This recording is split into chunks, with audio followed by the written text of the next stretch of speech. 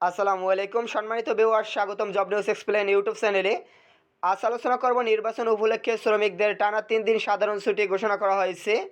কত তারিখ থেকে কত তারিখ পর্যন্ত ছুটি পেতে যাচ্ছেন শ্রমিকরা, এই সম্পর্কে আজকের ভিডিওতে বিস্তারিত জানিয়ে দেওয়া হবে। দেখতে পাচ্ছেন এখানে উল্লেখ করা রয়েছে আগামী 12 ফেব্রুয়ারি রোজ বৃহস্পতিবার ত্রয়োদশ জাতীয় সংসদ নির্বাচন। এ উপলক্ষে টানা 3 দিনের সাধারণ ছুটি পাচ্ছেন শিল্প অঞ্চলের শ্রমিকরা। নির্বাচন ও তার আগের দিন 2 দিন, এখানে 10, 11 এবং 12 ফেব্রুয়ারি সাধারণ ছুটি।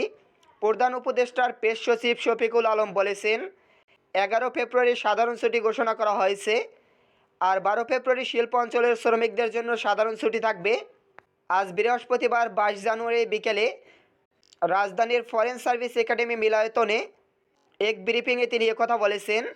তিনি আরও বলেছেন 12 ফেব্রুয়ারি নির্বাচনের দিন সাধারণ ছুটি থাকবে, যা আগেই ঘোষণা করা হয়।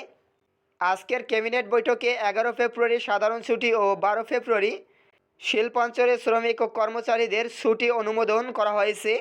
শ্রমিকরা 3 দিন ছুটি পাচ্ছেন। শফিকুল আলম আরও জানান, কেবল 11-12 ফেব্রুয়ারি নয়, শিল্পাঞ্চলের শ্রমিক ও কর্মচারীদের জন্য 10 ফেব্রুয়ারি থেকে ছুটি শুরু হবে।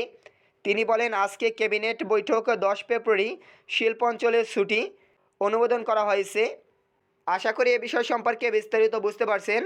নির্বাচন উপলক্ষে শ্রমিকরা কত থেকে কত তারিখ পর্যন্ত ছুটি পেতে যাচ্ছেন এ সম্পর্কে দেখতে পাচ্ছেন দ্য ডেইলি ক্যাম্পাস তাদের ওয়েবসাইটে একটি আপডেট জানিয়েছে।